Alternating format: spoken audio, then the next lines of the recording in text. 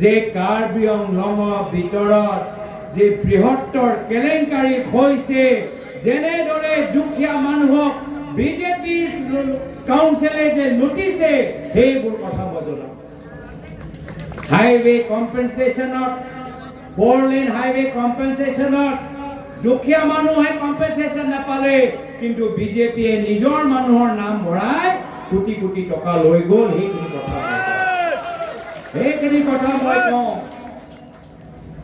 মই কওঁ যে কেনেদৰে আজি ইয়াত আপোনালোকৰ কাৰ্বি আংলঙত আপোনালোকৰ থলুৱা ঠিকাদাৰ বা থলুৱা ব্যৱসায়ী, স্থানীয় ব্যৱসায়ী আপোনালোকৰ বাঁহৰ যি খেতি কৰে, বাঁহৰ যি উদ্যোগ কৰে, সেইখিনি আপোনালোকে কৰিব পৰা নাই।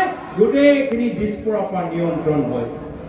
এই যে ৰিমোট কণ্ট্ৰল যে হিমন্ত বিশ্ব শৰ্মা ডাঙৰীয়া হাতত আছে, 6 স্কেডিউলৰ ৰিমোট কণ্ট্ৰল যে হিমন্ত বিশ্ব শৰ্মা ডাঙৰীয়া হাতত আছে, এই ৰিমোট কণ্ট্ৰল লৈ এই ৰিমোট কণ্ট্ৰল যে বাটনবোৰ আছে, বাটন টিপি কি হয়?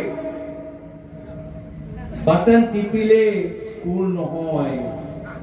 হিমন্ত বিশ্ব শৰ্মা ডাঙৰীয়া হাতত যে 6 স্কেডিউলৰ ৰিমোট কণ্ট্ৰলৰ আছে, বাটন টিপিলে কলেজ নহয়, বটন টিপিলে উদ্যোগ নহয়, বটন টিপিলে সংস্থাপন নহয়, বটন টিপিলে মহিলাবোৰ নিৰাপত্তা নাপায়। কি হয় যে এটা বটন টিপিলে বিঘা বিঘা মাটি আদানী, আম্বানী, পতঞ্জলি, মামা মামী নামত গুচি যায়। সেইকাৰণে হিমন্ত বিশ্ব শৰ্মা ডাঙৰীয়া নিজৰ হাতত ৰিমোট কণ্ট্ৰল ৰাখিবলৈ বিচাৰে ডিমা হাছাও, কাৰ্বি আংলঙৰ, কোকৰাঝাৰৰ। কিয়? তেওঁৰ উদ্দেশ্য হ'ল যে বিঘা বিঘা মাটি আদানীক দিয়ক, বিঘা বিঘা মাটি আম্বানীক দিয়ক, বিঘা বিঘা মাটি পতঞ্জলিক দিয়ক, আৰু বিঘা বিঘা মাটি নিজৰ পৰিবাৰৰ নামত এৰি দিয়ক।